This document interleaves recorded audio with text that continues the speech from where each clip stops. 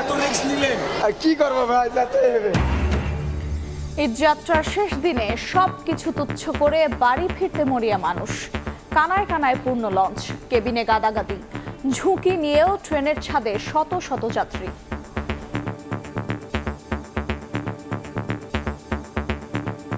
খুব ভালো লাগছে, ব্যাপারটা অন্যরকম। আজকে তুলনামূলক একটু চাপ কম। দায়িত্ব স্বজন সবাই দেশ গ্রামে আছে, এটা দেশে যাইতে আছে। কষ্টটা দিন শেষে আনন্দে পরিণত হয়। শত কষ্ট বেদনা ভোগ করেও বাড়িতে যাচ্ছি ঈদ করার জন্য। বাসে বাড়তি ভাড়ার অভিযোগ থাকলেও যানজটহীন যাত্রায় স্বস্তি। রাস্তায় কোনো রকম জ্যাম পাই নাই, সরাসরি চলে আসছি। গাড়িতে 1000 টাকা টিকিট চায়, এই কারণে এই অবস্থায় আসতেছে। যানজট সেরকম নাই, ভালোই, রাস্তা একদম ফ্রি। দেখছিলেন প্রধান শিরোনাম। রাতের সময় সঙ্গে আছে আমি আফরোজা মৌটুসী। এবার অন্যান্য শীর্ষ সংবাদ। শেষ মুহূর্তের বেচাকেনায় ফাঁকা রাজধানীর পশুর হাট। লাভ ক্ষতির হিসাব না করে লোকসান আতঙ্কে বিক্রি করছেন ব্যাপারীরা। দাম পড়তির আশায় হাটে হাটে ঘুরছেন ক্রেতা। ঈদ জামাতের জন্য প্রস্তুত জাতীয় ঈদগাহ, 5 স্তরের নিরাপত্তা বলয়ে। সৌদি আরব সহ দেশে দেশে ঈদুল আজহা উদযাপন। মধ্যপ্রাচ্যের সঙ্গে মিল রেখে দেশের বিভিন্ন স্থানে জামাত। এবার সেন্ট মার্টিন ইস্যুতে মিয়ানমার সীমান্তে সেনা মোতায়েনের দাবি করল বিএনপি। গায়ে পড়ে যুদ্ধ বাঁধানোর প্রয়োজন নেই বাংলাদেশের, মন্তব্য আওয়ামী লীগের।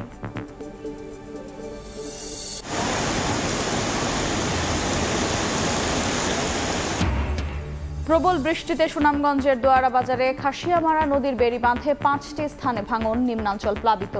বন্যায় সিলেটে ভেঙে পড়েছে যোগাযোগ ব্যবস্থা। এবং বিশ্বকাপে সুপার 8 নিশ্চিতে ঈদের দিন ভোরে বাংলাদেশের প্রতিপক্ষ নেপাল। সেন্ট ভিনসেন্টের উইকেট হতে পারে ব্যাটিং সহায়ক। সমীকরণের জটিলতা এড়াতে জয়ী লক্ষ্য।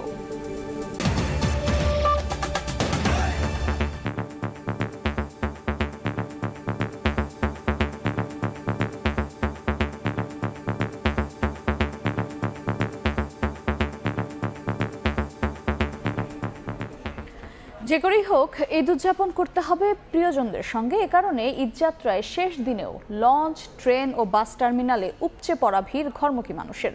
টিকিট মিলবে না, অতিরিক্ত ভিড় থাকবে, এসব জেনেও তারা আসেন টার্মিনালে। ঝুঁকি নিয়ে কেউ ওঠেন ট্রেনের ছাদে, কেউ আবার ঠাঁই নেন লঞ্চের পাটাতনে। ভ্যাপসা গরমে ভোগান্তি থাকলেও প্রিয়জনের উদ্দেশ্যে যাত্রা করতে পেরে খুশি সবাই। রাত পোহালেই ঈদ, এরপরও প্রিয়জনদের কাছে যেতে মানুষের চেষ্টার যেন শেষ নেই। যে কোনো মূল্যে ফিরতে হবে বাড়ি। সকাল থেকে সন্ধ্যা সদরঘাটে যেন ভিড় কমছেই না দক্ষিণবঙ্গগামী যাত্রীদের। পন্টুন থেকে লঞ্চের ডেক সবখানেই ছিল উপচে পড়া ভিড়। বরিশাল, ভোলা সহ দক্ষিণাঞ্চলের নির্দিষ্ট গন্তব্যে ছেড়ে যায় ছোট বড় লঞ্চ। দিনের শেষ ভাগে যাত্রীদের ভিড় আরো বাড়ে। বিপদ হইলো তারা যাইবো, দেশ ঈদ করবো, এটাই তার আনন্দ। শত কষ্ট বেদনা ভোগ করেও বাড়িতে যাচ্ছি ঈদ করার জন্য। এই কষ্টটা দিন শেষে আনন্দে পরিণত হয়। এখানে যে অবস্থায় আছে পা হাত সেখানে সেইভাবেই। টিকিট কিনছি আমি, টিকিট পর্যন্ত যেতে পারতেছি না। রিস্ক নিয়ে হলো বাড়িতে যেতে হবে সবার সাথে ঈদ করার জন্য। নারী টানে বাড়ি ফিরবে, তারা যে কোনো মূল্যে ছাদে উঠে যাবে বা ট্রেনে উঠে যাবে, এই কারণে আমরা ছাদ থেকে ওদেরকে নামাতে পারিনি। এদিকে ঈদযাত্রার শেষ দিনে সড়ক পথেও যাত্রীদের চাপ ছিল চোখে পড়ার মতো। মহাখালী বাস টার্মিনালে ছিল উপচে পড়া ভিড়। ফেরজানা আক্তার, সময় সংবাদ, ঢাকা। সবশেষ খবর জানাতে সদরঘাট লঞ্চ টার্মিনালে আছেন সহকর্মী দিন মোহাম্মদ সাব্বির এবং বিমানবন্দর রেল স্টেশনে আছেন নিবিড় সাহা। সরাসরি শুরুতে যাচ্ছি সাব্বিরের কাছে। পরিবার পরিজনের সঙ্গে ঈদ আনন্দ ভাগাভাগি করে নেয়ার জন্য রাজধানী থেকে ইতিমধ্যেই হাজার হাজার মানুষ নৌপথে দেশের দক্ষিণাঞ্চলে ইতিমধ্যেই গিয়েছেন। আমরা সবশেষ যে তথ্য পেয়েছি তাতে এই সবশেষ তথ্য অনুযায়ী 89টি লঞ্চ ইতিমধ্যে রাজধানীর সদরঘাট লঞ্চ টার্মিনাল থেকে দক্ষিণাঞ্চলের উদ্দেশ্যে রওনা করেছেন। আমরা আপনাদেরকে একটু জানিয়ে রাখতে চাই, সন্ধ্যার পর থেকে যতটাই রাত গভীর হচ্ছে যাত্রীর সংখ্যা বেশ কিছুটা নিম্নমুখী হচ্ছে। আপনারা দেখতে পাচ্ছেন আসলে বিগত কয়েক ঘন্টায় রাস্তায় যে যাত্রীদের উপস্থিতি ছিল, যে যাত্রীদের যে ভিড় লক্ষ্য করা গেছে তা অনেকটাই কমে আসছে। অর্থাৎ ঈদুল আজহার যে আনুষ্ঠানিকতা তার থেকে আসলে সেই সময়টি খুব বেশি দূরে নয়। এই মুহূর্তে সদরঘাট লঞ্চ টার্মিনালে তবুও যাত্রীরা আসছেন এবং বিভিন্ন লঞ্চ যোগে আসলে তাদের নারীর টানে বাড়ি ফেরার যে চেষ্টা তারা সেটি চালিয়ে যাচ্ছেন। আমরা সারাদিন যে বিষয়গুলো দেখেছি সেখানে লঞ্চগুলোতে আসলে তিল ধরানোর ঠাঁই নেই, তবুও নিজ ঘরে ফেরার জন্য যাত্রীরা লঞ্চগুলোতে আসলে ওঠার চেষ্টা করছিলেন। একই সঙ্গে আসলে যাত্রীদের এই চাহিদাকে কেন্দ্র করে বাড়তি ভাড়া আদায়ের চেষ্টা করেছেন লঞ্চ কর্তৃপক্ষ। আমরা কিছুক্ষণ আগে বিআইডব্লিউটিএ কর্তৃপক্ষের সঙ্গে কথা বলেছি। তারা আমাদেরকে জানিয়েছেন যে আসলে যেমনটি জানিয়েছেন যে তারা আজ রাত 12টায় আসলে রাজধানীর সদরঘাট লঞ্চ টার্মিনাল থেকে শেষ লঞ্চটি ছেড়ে যাবে। অর্থাৎ লালকুঠি টার্মিনালটি রয়েছে সেখান থেকে আজকের এই সদরঘাট লঞ্চ টার্মিনাল থেকে শেষ লঞ্চটি ছেড়ে যাবার কথা রয়েছে। তো এই ছিল আসলে সদরঘাটের লঞ্চ টার্মিনাল থেকে আমার কাছে সর্বশেষ। এই মুহূর্তে রাজধানীর বিমানবন্দর রেলওয়ে স্টেশনে আছেন সহকর্মী নিবিড় সাহা, সরাসরি চলে যাচ্ছি তার কাছে। আসলে আজকে দিনে কিংবা যদি এবারের ঈদযাত্রার পুরো প্রেক্ষাপটের কথা বলা যায় যে আসলে একটি মাত্রই কিন্তু ভোগান্তির যে বিষয় ছিল, যে ট্রেনটি ছিল, অর্থাৎ আজকে দিনের একটি ট্রেন বিলম্ব করে গেছে এবং প্রায় 5.5 ঘন্টা বিলম্ব করে রাজশাহীগামী যে ট্রেনটি রয়েছে সেটি কিন্তু আসলে ঢাকা ছেড়ে গিয়েছে। এবং এখন আমরা দেখছি যে আসলে বিকেল থেকে যে চিত্রটি আমি দেখছি যে আসলে রাজধানীর বিমানবন্দর রেলওয়ে স্টেশনে যাত্রীদের চাপ কিন্তু আছে। অর্থাৎ প্রতি বছর আমরা যেমনটি দেখি যে আসলে যাত্রীদের যে একটি উপচে পড়া ভিড় থাকে শেষের দিকে, কিন্তু সেটি কিন্তু আমরা এবার দেখছি না। অর্থাৎ যাত্রীদের চাপ আছে, একটি ট্রেন আসছে এবং সেখানে যাত্রীরা উঠছে এবং পরেই দেখা যাচ্ছে যে আসলে স্টেশন কিছুক্ষণ ফাঁকা থাকার পর কিন্তু আবারও যাত্রীদের চাপ বেড়ে যাচ্ছে। অর্থাৎ তারা যে তাদের নির্ধারিত ট্রেন সেটির জন্য চলে আসছেন। তো সব কিছু মিলিয়ে আমি কথা বলেছিলাম যাত্রীদের সাথে। যাত্রীরা যেমনটি বলছেন যে আসলে এবার তেমন কোনো ট্রেনেই কিন্তু আসলে শিডিউল বিপর্যয়ের যে বিষয়টি সেটি ছিল না, যার কারণে শিডিউল বিপর্যয়ের ভোগান্তি কিন্তু পোহাতে হয়নি এই স্টেশনের যারা রয়েছেন যাত্রীদেরকে, এবং যারা রাত পোহালে ঈদ এবং পরিবারের সাথে ঈদ কাটাতে রাজধানী ছাড়ছেন তাদেরকে। এবং তারা বলছেন যে আসলে আজকে দিনের যে আবহাওয়ার কারণে যে ভ্যাপসা গরম, সেই গরমের কারণে যা তাদের কিন্তু সমস্যা হয়েছে এবং ভোগান্তির যে বিষয়টি তারা কিন্তু সেটি পুহেছেন। এবং শিশু এবং বৃদ্ধদের এই গরমের কারণে, ভ্যাপসা গরমের কারণে সবচেয়ে বড় ভোগান্তি হয়েছে বলে তারা আমাদেরকে জানিয়েছেন। তো সব কিছু মিলিয়ে যদি বলা যায় যে এবারের রাত পোহালেই তো ঈদুল আজহা, কিন্তু এবারের ঈদযাত্রা বেশ স্বস্তির ছিল বলে যাত্রীরা আমাদেরকে বলছেন। তো সবকিছু মিলিয়ে এই ছিল আমার কাছে থাকা বিমানবন্দর রেলওয়ে স্টেশন থেকে সবশেষ খবর। শেষ সময়ের যাত্রার খবর জানছিলাম বিমানবন্দর রেল স্টেশন ও সদরঘাট লঞ্চ টার্মিনাল থেকে। শেষ মুহূর্তে জমে উঠেছে কোরবানির পশুর হাট। লোকসান আতঙ্কে কম দামে বিক্রি করছেন ব্যাপারীরা। সবশেষ খবর জানাতে এই মুহূর্তে রাজধানীর গাবতলী পশুর হাটে আছেন সহকর্মী কামরুল হাসান সবুজ এবং সিলেটের ইসলামপুর এলাকায় আছেন ইকরামুল কবির। সরাসরি শুরুতেই যাচ্ছি সবুজের কাছে। গরুর হাটের খবর জানাতে এই মুহূর্তে আমরা রয়েছি গাবতলীতে, যে হাটে এখন যেটা দৃশ্য দেখা যাচ্ছে সেটি বেশ ভালো জমজমাট বেচা কেনা হচ্ছে। অর্থাৎ শেষ মুহূর্তের কেনাকাটা একদম মুখর এই গাবতলী গরুর হাট, এই পশুর হাট। এবং এখানে আমরা যেটা দেখেছি যে এই যে গরু হাট থেকে বের হয়ে যাচ্ছে, অর্থাৎ দরদাম করে কিনে নিয়ে চলে যাচ্ছেন ক্রেতারা, এবং তারা যাওয়ার পথে যেটা বলছেন যে তারা মোটামুটি ভালো দামে কিনতে পারছেন, অর্থাৎ তারা যে প্রত্যাশা মতো দাম সেই দামে কিনতে পারছেন। এবং হাটে তাদের বক্তব্য, হাটে বেশ সংখ্যক এখন পর্যন্ত গরু রয়েছে, সেই তুলনায় কাস্টমার কম, যার জন্য তারা কিনে দরদাম করে সুবিধা করতে পারছেন। একই সাথে যে নতুনভাবে কিন্তু এই হাটে গরু এখন পর্যন্ত ঢুকতে দেখা যাচ্ছে, তার মানে এখানে যে বিক্রি হচ্ছে এবং চাহিদা তৈরি হচ্ছে সেই চাহিদা মেটাতেই নতুনভাবে কিন্তু হাটে গরু প্রবেশ করছে, অর্থাৎ গরু নিয়ে আসছেন খামারি বা ব্যাপারীরা। তো সেই জায়গা থেকে বলা যায় যে শেষ মুহূর্তের যে জমজমাট ভাব হাটের সেই ভাবটি এখন এই মুহূর্তে দেখা যাচ্ছে। তবে এখানেও সেই একই চিত্র, যে বড় আকারের যে গরু, সেই গরুগুলোর যতটা বিক্রি হচ্ছে তার চেয়ে অনেক বেশি বিক্রি হচ্ছে ছোট এবং মাঝারি আকারের গরু, এবং সেগুলোই আমরা দেখতে পাচ্ছি যে যেগুলোর দাম মোটামুটিভাবে 1 লাখ, 1.5 লাখ, 2 লাখ টাকা বা 2.25 লাখ টাকার মধ্যে, সেগুলোতে আসলে কাস্টমারের আগ্রহ বেশি, সেভাবেই আসলে তারা এখান থেকে কিনে নিয়ে যাচ্ছেন। এবং যেটি গতকালকে হাট জমে ওঠার কারণে, গত রাত্রে অনেক বেশি বিক্রি হওয়ার কারণে, যে হাটের কিন্তু যে বড় হাটের ভেতরে কিন্তু গরু সেভাবে কিন্তু নেই, সব সামনের দিকে চলে এসেছে এবং সামনে কেনাবেচা হচ্ছে, এবং সেগুলোই আসলে শেষ মুহূর্তের যে কেনাবেচা, অর্থাৎ যারা ছিলেন ভালো শেষ মুহূর্তে কিনে তারা প্রত্যাশা মতো দামে কিনবেন শেষ মুহূর্তে, সেই প্রত্যাশা মোটামুটিভাবে কাস্টমারের সাথে কথা বলে কিন্তু জেনেছি পূরণ হচ্ছে তাদের।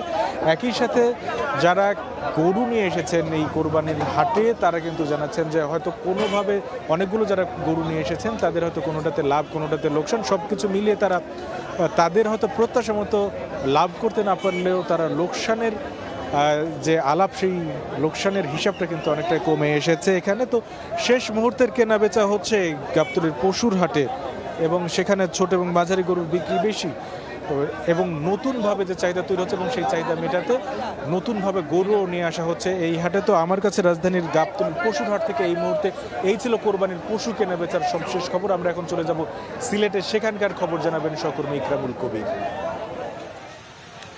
আমি এই মুহূর্তে আছি সিলেট নগরীর ইসলামপুর এলাকার মেজর টিলা পশুর হাটে। এই হাটে প্রায় সারাদিন আজকে থেকে গত কয়েকদিন ধরে বেশ জমজমাট পশু বিক্রি হয়েছে। আমি এই যে পিছনে একটি দেখা যাচ্ছে এই হাটে সবচেয়ে বড় এই গরুটি, এইটা 6.5 লাখ টাকা দাম চেয়েছিলেন এই যে খামারি, এবং 4 লাখ পর্যন্ত দাম উঠেছে। এটি এই এলাকার বা এই হাটে সবচেয়ে বড় গরু, এবং এটি এই সিলেটেরই এই সদর উপজেলার খাদিমপাড়ার একটি খামারের এই গরুটি 6.5 লাখ টাকা দাম হয়েছিল এবং 4 লাখ টাকা পর্যন্ত দাম উঠেছে, কিন্তু বিক্রি করেন। আমরা সারাদিন এই সিলেট নগরীর যেই হাটগুলো আছে সেই পশুর হাটগুলোতে দেখেছি যে ভালোই বিক্রি হচ্ছে, বিশেষ করে বিকালের পর থেকে হাটগুলোতে ভালোই বিক্রি হচ্ছে। যারা বিক্রেতা আছে, ক্রেতা আছে, তারা মোটামুটি সুন্দরভাবে সুশৃঙ্খলভাবে বলা যায় সিলেটে এখন পর্যন্ত আমরা কোনো ধরনের হাটগুলোতে বিশৃঙ্খল পরিবেশ দেখিনি। এবং সিলেটের জেলার মধ্যে 51টি হাট রয়েছে, তার মধ্যে 43টি হাট অস্থায়ী হাট। এই হাটটি অস্থায়ী হাট, এটা সিলেট তামাবিল সড়কের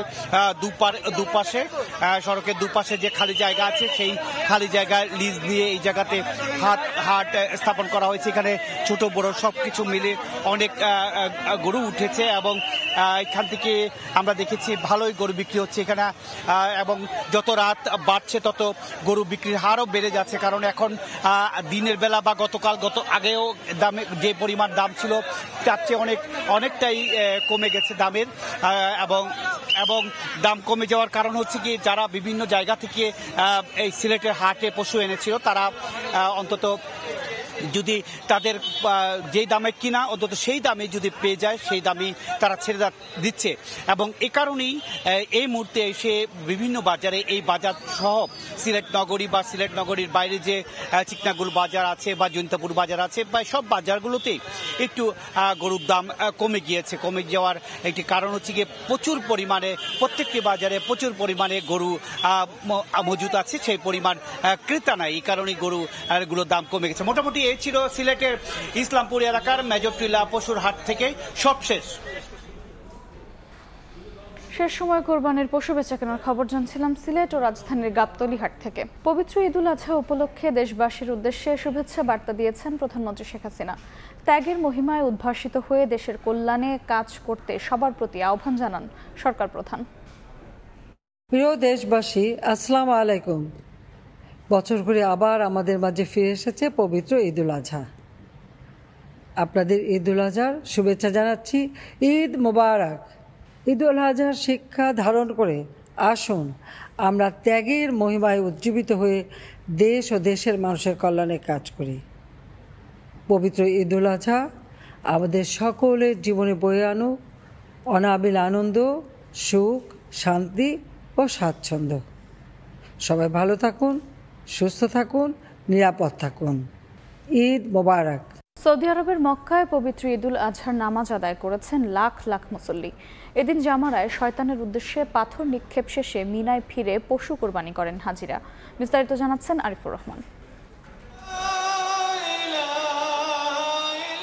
10 জিলহজ হজের তৃতীয় দিনের কার্যক্রম শুরু হয় মুজদালিফা থেকে। এদিন সূর্য ওঠার পর জামারাতে কঙ্কর নিক্ষেপের জন্য হাজিরা রওনা হন মিনার উদ্দেশ্যে। কেউ মুজদালিফা থেকে, আবার কেউ মিনার পার্শ্ববর্তী অঞ্চল থেকে কঙ্কর সংগ্রহ করেন। সেখানে পৌঁছে বড় জামারায় 60টি কঙ্কর নিক্ষেপ করেন হাজিরা। সূর্য পশ্চিমে ঢলে যাওয়ার আগ পর্যন্ত কঙ্কর নিক্ষেপ করা সুন্নত। এদিন সূর্য ওঠা থেকে শুরু করে 11 জিলহজ সুবহে সাদিক পর্যন্ত 3 দিন কঙ্কর নিক্ষেপ করা হয়। বড় জামারায় পাথর নিক্ষেপের পর মিনায় ফিরে যান হাজিরা। আল্লাহর সন্তুষ্টি অর্জনে সেখানে পশু কোরবানি করেন তারা। কোরবানি শেষে মাথা মুন্ডন করে এহরামের কাপড় খুলে ফেলেন হাজিরা। হজের সবশেষ ফরজ বিধান হলো তাওয়াফে জিয়ারত। একে তাওয়াফে ইফাদাও বলা হয়। 10 জিলহজ ফজরের সূর্য ওঠার পর থেকে 12 জিলহজ সূর্যাস্তের আগে পর্যন্ত এই তাওয়াফ করা যায়। তবে যত তাড়াতাড়ি সম্ভব তাওয়াফ করে নেওয়াটাই উত্তম। 11 জিলহজ 3টি শয়তানকে 60টি করে মোট 21টি পাথর নিক্ষেপ করেন হাজিরা। সবশেষ কাবা শরীফে বিদায়ী তাওয়াফের মধ্য দিয়ে শেষ হয় হজের আনুষ্ঠানিকতা। আরিফুর রহমান, সময় সংবাদ, সৌদি আরব। মিয়ানমার সীমান্তে সেনা মোতায়েনের দাবি করেছে বিএনপি। ঠাকুরগাঁওয়ে নিজ বাসায় সংবাদ সম্মেলনে দলটির মহাসচিব মির্জা ফখরুল ইসলাম আলমগীর বলেন, সেন্ট মার্টিনে যেভাবে গোলাগুলি হচ্ছে এটা বাংলাদেশের জন্য হুমকি সত্ত্বেও নতজানু পররাষ্ট্রনীতির কারণেই সরকার উদ্যোগ নিচ্ছে না। সেন্ট মার্টিন যেতে যেভাবে গোলাগুলি করা হচ্ছে এবং সেখানে আমরা যেটা পত্রিকায় দেখলাম যে যুদ্ধ জাহাজও, মিয়ানমারের যুদ্ধ জাহাজও সেখানে দেখা যাচ্ছে। এটা বাংলাদেশের সার্বভৌমত্বের পরে একটা প্রচন্ড রকম হুমকি। এদিকে আওয়ামী লীগের সাধারণ সম্পাদক ওবায়দুল কাদের বলেছেন, সেন্ট মার্টিন ইস্যুতে বিএনপি গুজব ছড়াচ্ছে। কারো উস্কানিতে পা দেবে না বাংলাদেশ। গায়ে পড়ে যুদ্ধ বাঁধানোর প্রয়োজন নেই। সকালে ধানমন্ডিতে সংবাদ সম্মেলনে একথা বলেন তিনি। ফখরুল কূটনৈতিক প্রজ্ঞা কৌশলের বাইরে গিয়ে দায়িত্ব জ্ঞানহীন বক্তব্য রেখেছেন। আমাদের খাদ্যবাহী যে যান নিয়মিত হয়ে গেছে। আমরা গায়ে পড়ে কারোর সাথে ঝগড়া করতে চাই। এবার ঈদ কেনাকাটার খবর।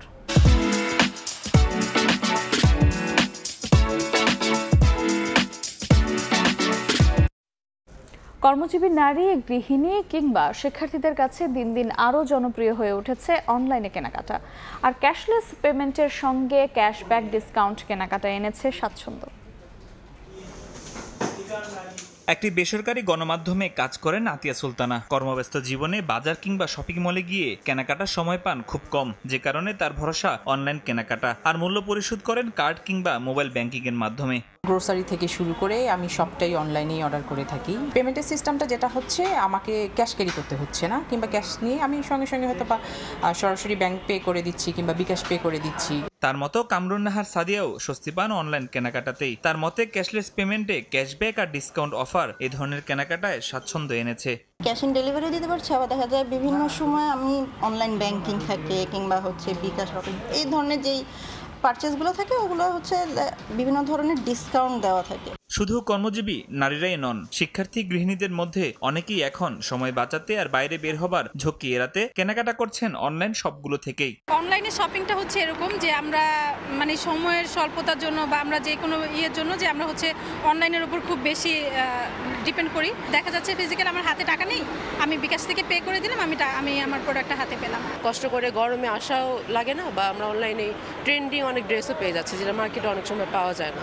অনলাইন পারচেজ গুড, বিকাশ পেমেন্টে গুড, কজ হচ্ছে ক্যাশব্যাকের একটা অফার থাকে। ক্রেতাদের প্রত্যাশা, দৈনন্দিন জীবনকে সহজ করা অনলাইন কেনাকাটা যেন হয় নিরাপদ ও স্বস্তিকর। ফরহাদুর রহমান, সময় সংবাদ, ঢাকা। পাহাড়ি ঢলে ভেঙে গেছে সুনামগঞ্জের দোয়ারা বাজারের খাসিয়ামারা নদীর বন্যা নিয়ন্ত্রণ বাঁধ। এখনও পানির নিচে অন্তত 10টি গ্রাম।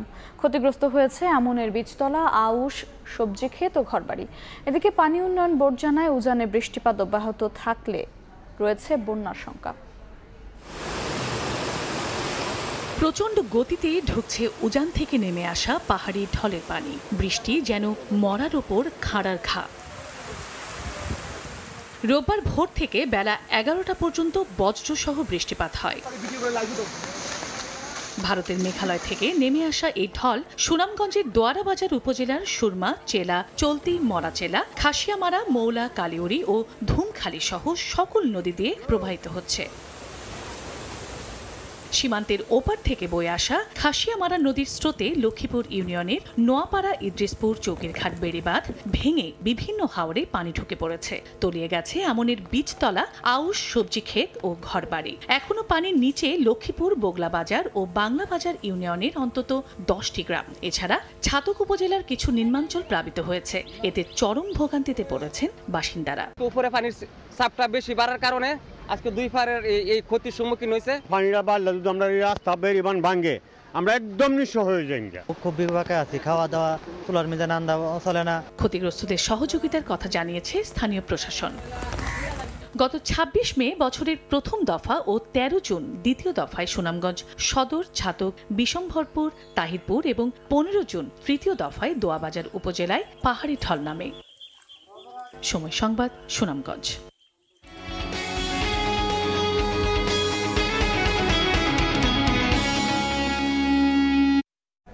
কোরবানির পশুর চামড়া কেনার জন্য প্রস্তুত মৌসুমী ব্যবসায়ী, আড়তদার ও ট্যানারি মালিকরা। তবে আড়তদারদের অভিযোগ, ট্যানারি মালিকদের কাছে বছরের পর বছর বকেয়ার কারণে ক্ষতিগ্রস্ত হচ্ছেন তারা। এবারের কোরবানির পশুর চামড়া সংগ্রহ করতে পুরোদমে প্রস্তুত ব্যবসায়ী ও আড়তদাররা। ট্যানারিতে চামড়া প্রক্রিয়াজাতকরণের কাজ করতে আসতে শুরু করেছেন মৌসুমী শ্রমিকরা। লবণ আসছে, আমাদের ট্যানারি মোটামুটি পরিষ্কার করা হয়ে গেছে। ভরপুর কাজ কাম থাকবো, কোম্পানিরাও হ্যাপি থাকবো, শ্রমিকরাও ভালো থাকবো। আড়তদারদের দাবি, অনেক টাকা লগ্নি করার পরও বকেয়ার কারণে ব্যবসা এগিয়ে নেয়ার শঙ্কা তাড়া করছে তাদের। কিছু ট্যানারি অর্ধেকও দিয়েছে, কিছু ট্যানারি আংশিক দিয়েছে, আবার কিছু ট্যানারি একদম দেয় নেই, এই প্রমাণও আছে। কোরবানি ধরেন ওনারাও সরকার থেকে বা ব্যাংক থেকে কোনো সুবিধা পায় নাই, মনে হয় টাকা পয়সা পাই নাই, না পাওয়াতে আমাদের প্রবলেম হয়েছে। আসছে কোরবানিকে কেন্দ্র করে প্রয়োজন ৬০০ কোটি টাকা, তবে ব্যাংক ঋণ মিলেছে মাত্র ৫০ থেকে ৬০ কোটি টাকা, বলছে বাংলাদেশ ট্যানার্স অ্যাসোসিয়েশন। যদি এক্সপোর্ট না করতে পারি, আমার এই চামড়াগুলিকে কিন্তু আর ব্যাংক কাউন্টে নেয় না। তখন আমি যতটুকু এক্সপোর্ট করেছি, আমাকে লোন স্যাংশন দেখায় ঠিকই ৫০ কোটি টাকা আপনাকে দেওয়া হইলো, কিন্তু আমি যেহেতু ৫ কোটি টাকা এক্সপোর্ট করছি, আমাকে ৫ কোটি টাকাই দেওয়া হবে। অর্থনীতিবিদরা বলছেন, চামড়া খাত থেকে বছরে রফতানি আয় প্রায় ১০,০০০ কোটি টাকা হলেও লেদার ওয়ার্কিং গ্রুপের সার্টিফিকেট না পাওয়ার কারণে বাড়ছে জটিলতা। সেটা অ্যাসেস করে দেখতে হবে ব্যাংকের সেই টাকাটা আসবে কিনা, কারণ যাতে ক্লাসিফাইড না হয় সেই জায়গাটাও কিন্তু দেখতে হবে। টি-20 বিশ্বকাপের খবর। সুপার 8 নিশ্চিতে গ্রুপ পর্বের শেষ ম্যাচে ঈদের দিন ভোরে মাঠে নামবে বাংলাদেশ। প্রতিপক্ষ দক্ষিণ এশিয়ার আরেক দেশ নেপাল। ম্যাচের আগে অনুশীলনে বেশ সিরিয়াস ছিল টাইগাররা। দলের ২-১ রানের মধ্যে না থাকলেও তাদের পাশেই আছে দলের সবাই। নেপাল ম্যাচেই তারা রানে ফিরবে বলে বিশ্বাস পেসার তানজিম সাকিবের। এদিকে বাংলাদেশের বিপক্ষে জয় দিয়ে বিশ্বকাপ শেষ করতে চায় নেপাল। আর্নেস্টভিল স্টেডিয়ামে ম্যাচ শুরু হবে বাংলাদেশ সময় ভোর 5:30টায়। সেন্ট ভিনসেন্ট থেকে Sajid মুস্তাহিদের report.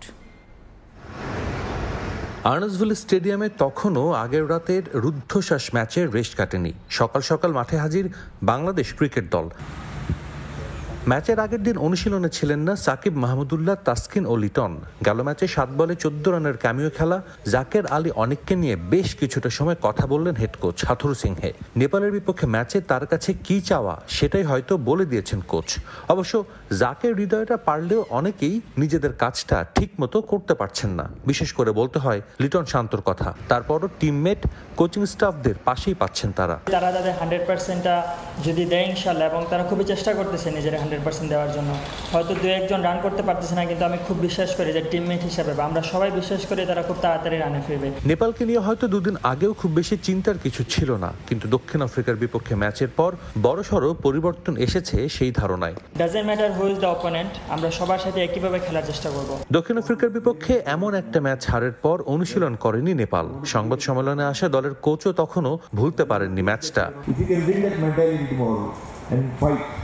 Fight till the end, cross the line. At least we'll go back to proud moment of crossing and then probably thinking about ifs and buts of other games. But yes, we want to put up a show. টি-20তে দু দলের একবারই দেখা হয়েছে, সেটাও 10 বছর আগে চট্টগ্রামে।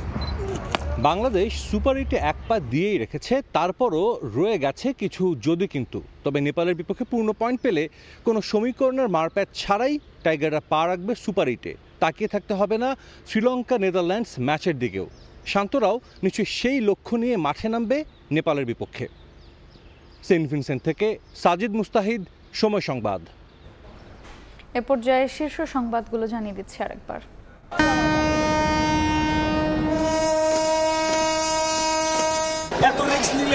কি করবো ভাই, এই যাত্রার শেষ দিনে সবকিছু তুচ্ছ করে বাড়ি ফিরতে মরিয়া মানুষ, কানায় কানায় পূর্ণ লঞ্চ, কেবিনে গাদাগাদি, ঝুঁকি নিয়েও ট্রেনের ছাদে শত শত যাত্রী। ঈদ জামাতের জন্য প্রস্তুত জাতীয় ঈদগাহ, 5 স্তরের নিরাপত্তা বলায় সৌদি আরব সহ দেশে দেশে ঈদুল আজহা উদযাপন, মধ্যপ্রাচ্যের সঙ্গে মিল রেখে দেশের বিভিন্ন স্থানে জামাত। এবং এবার সেন্ট মার্টিন ইস্যুতে মিয়ানমার সীমান্তে সেনা মোতায়েনের দাবি করল বিএনপি। গায়ে পড়ে যুদ্ধ বাঁধানোর প্রয়োজন নেই বাংলাদেশের, মন্তব্য আওয়ামী লীগের।